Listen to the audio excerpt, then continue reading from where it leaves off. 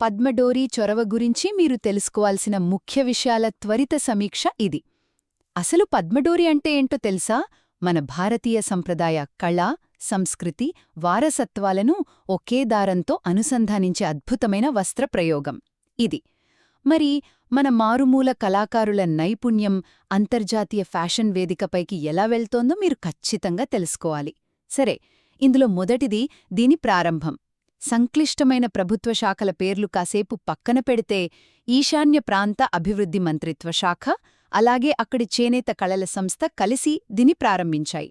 ఒకసారి ఆలోచించండి, ఇది కేవలం ఏదో ఒక ప్రభుత్వ పథకం మాత్రమే కాదు, మన భారతీయ కళా నైపుణ్యాలను ప్రపంచపటం మీద సగర్వంగా నిలబెట్టే ఒక అద్భుతమైన వంతెన కాదా? ఇక రెండవది రెండు భిన్న సంస్కృతుల కలయిక.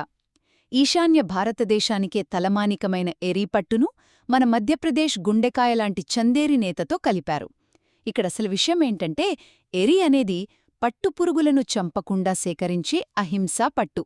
మరి ఈ అహింసా పట్టు, చందేరి నేత కళల కలయిక పర్యావరణానికి ఏమాత్రం హాని చేయని ఒక సరికొత్త గ్లోబల్ ఫ్యాషన్ ట్రెండ్ను ఎలా సృష్టించబోతోందో ఊహించుకోండి.